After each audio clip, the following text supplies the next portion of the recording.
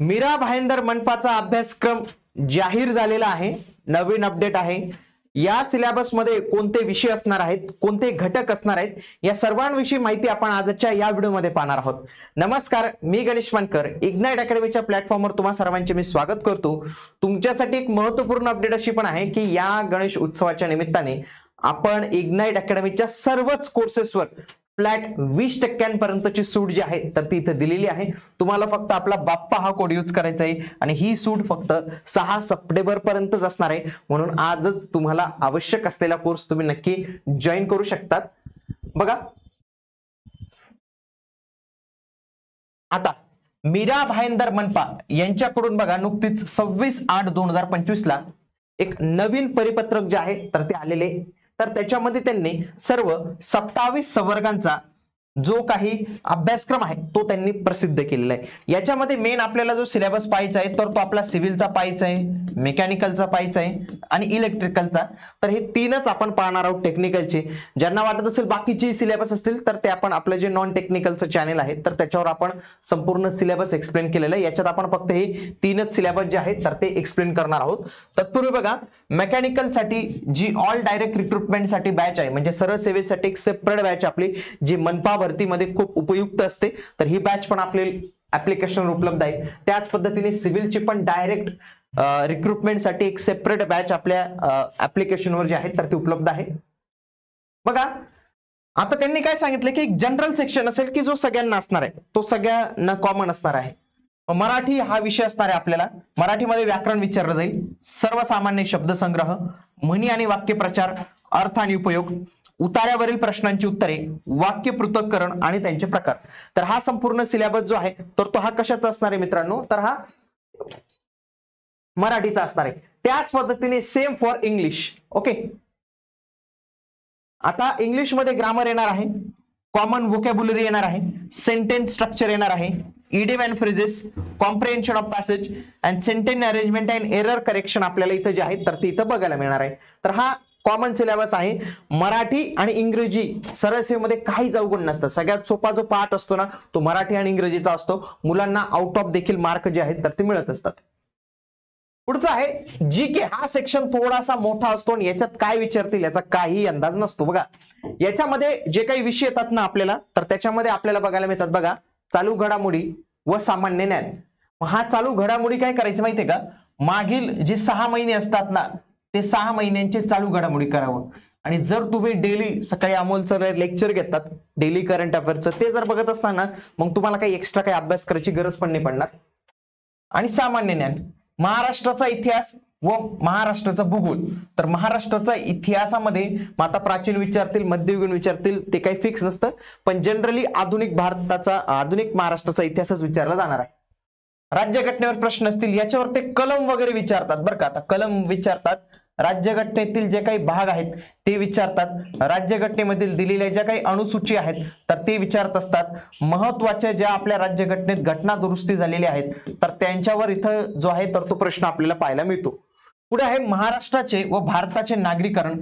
हा जनरली थोडा लोकसंख्या टाईपचा प्रश्न असतो, लोकसंख्येचे काही प्रश्न असतात आणि बाकी काही जनरल प्रश्न असतात। आता हे प्रश्न इतके जनरल असतात ना मित्रांनो, याला काही विशेष असा अभ्यास करायची काही गरज पडत नाही।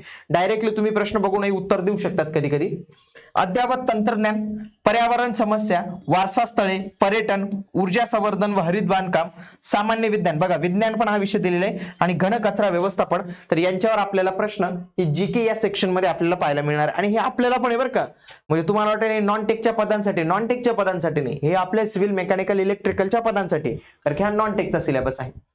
पुन्हा रिझनिंग हा विषय दिलेला आहे, त्याच्यामध्ये interpretation of data and graphs, direction म्हणजे काय, दिशा, या घटकावर प्रश्न असतील।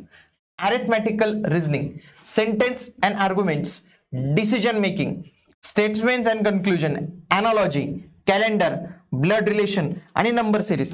तर एवढे सगळे टॉपिक आपल्याला या रिझनिंग मध्ये बघायला मिळणार आहे आणि एवढेच आपल्याला करायचे। एवढे टॉपिक व्यवस्थित पद्धतीने केलं तर आपल्याला मनपामध्ये संपूर्ण यश मिळणारच आहे। आता त्यांनी पुढे काय केलेलं आहे का, आता टेक्निकल सिलेबस त्यांनी जो आहे तर तो पुढे दिलेला आहे। सगळ्यात आधी आपण टेक्निकल सिलेबस जर पाहिला तर तो ज्युनियर इंजिनियर सिव्हिल साठी पाहूया, ग्रुप सी चं। त्याच्यामध्ये काय त्यांनी दिलेलं बघा, पहिला विषय बिल्डिंग मटेरियल, दुसरा आहे सर्वेइंग, इंजिनिअरिंग मेकॅनिक्स, आता इथं टॉपिक नाही दिले, डायरेक्ट विषयाचे नाव देऊन दिले. आता इंजिनिअरिंग मेकॅनिक्स किती मोठं आहे, बिल्डिंग मटेरियल किती मोठं आहे. इन्व्हायरमेंटल इंजिनिअरिंग, पुढचं आहे soil mechanics, irrigation engineering, hydraulics, quantity surveying, the design of structure, त्याच्यानंतर transportation engineering, estimation and material testing. तर हे सगळे घटक त्यांनी दिलेले आहेत, टॉपिक दिलेले आहेत. एक टॉपिक म्हटल्यापेक्षा डायरेक्ट चॅप्टर किंवा विषय म्हणू शकतो आपण. हे त्यांनी एवढे सर्व विषय दिले आणि याच्या अंतर्गत प्रश्न जे आहेत तर ते विचारले जातील. लक्षात घ्या, मनपामध्ये जेईचे प्रश्न येतात ना, ते काही जास्त अवघड नसतात बरं का. म्हणजे जे प्रश्न तुम्हाला एसएससी जेईला किंवा बाकीच्या जेई मध्ये बघायला मिळतील ना, मनपा जेई मध्ये तेवढे अवघड नसतात. पण प्रॉब्लेम काय माहिती का, या प्रत्येकाच्या एक एक टॉपिकवर जरी आपल्याला 40 प्रश्न विचारले ना, तरी आपल्याला त्या सर्व टॉपिकचा थोडा चांगला अभ्यास जो आहे तर तो लागतो. ओव्हरऑल जनरलचा अभ्यास जो आहे तर तो लागतो. त्याचे जनरल फॉर्म्युले जे आहेत तर ते आपल्याला माहित असावे लागतात. पुढचं आहे आपला मेकॅनिकलसाठी. मेकॅनिकलसाठी बघा, इंजिनिअरिंग मेकॅनिक्स, कम्प्युटर आणि इंटिग्रेटेड मॅन्युफॅक्चरिंग, CIM. त्याच्यानंतर mechanics of material, machine design metrology and inspection, theory of machine, TOM, fluid mechanics, refrigeration and air conditioning, production engineering and control, casting, forming, joining processes, machining and machining tools operation, heat transfer, thermodynamic, power engineering, turbo machinery, engineering material, IC engines, operation research, vibrations, inventory control. तर म्हणजे first year पासून तर last year पर्यंतचे सर्व विषय इथे include केलेले आहेत. बघा, जे मुलं RTO ची तयारी करत असतील किंवा जे काही ऑलरेडी इंजिनिअरिंगचा अभ्यास तयार करतात तर त्यांना काही एवढे हे टॉपिक वाटणार नाही. परंतु जो कोणी नवीनच असेल आणि त्याने मेकॅनिकल केले म्हणून मेकॅनिकलचा फॉर्म भरला असेल, त्याला मात्र लयच मोठा अभ्यासक्रम पूर्ण करावा लागणार आहे. इलेक्ट्रिकल साठी तर त्यांनी लय मोठा सिलेबस दिलेला आहे. बघा, ज्युनियर इंजिनियर इलेक्ट्रिकल, त्याच्यामध्ये बघा इलेक्ट्रिकल इंजिनिअरिंग. मग या इलेक्ट्रिकल इंजिनिअरिंग मध्ये हे सगळे टॉपिक्स त्यांनी दिलेले आहेत. बघा, मॅग्नेटिक सर्किट्स, त्याच्यानंतर AC फंडामेंटल. बघा पुढं हे वेगवेगळे टॉपिक तुम्ही व्हिडिओ पॉज करून वाचू शकतात एकदा. इलेक्ट्रिकल मशीन्स हा एक टॉपिक आपल्याला इथं पाहायला मिळतो. त्याच्या अंतर्गत हे सगळे घटक त्यांनी इथे दिलेले आहेत. बघा, पहिला आहे DC मशीन्सचा भाग पाहायला मिळतो. बघा, त्याच्यानंतर 3 फेज इंडक्शन मोटर्स आपल्याला इथं पाहायला मिळतो. बघा, motors, characteristics and applications, synchronize machines. तर अशा पद्धतीने हे सर्व टॉपिक्स त्यांनी दिलेले आहेत.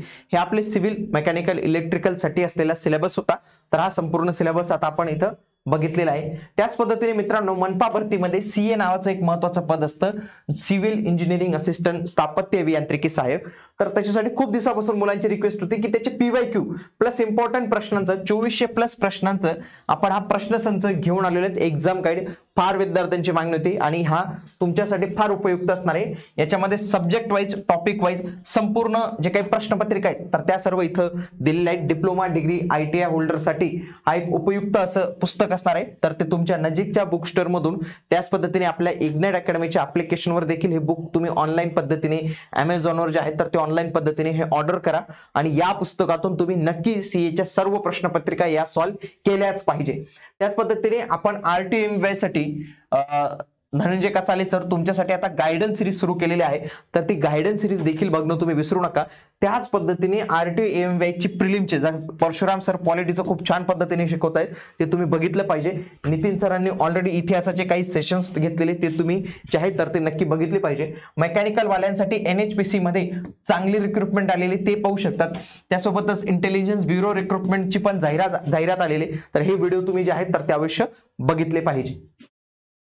तर मित्रांनो, भेटूया आता आपण पुढील व्हिडिओमध्ये. तोपर्यंत जय हिंद, जय महाराष्ट्र, धन्यवाद.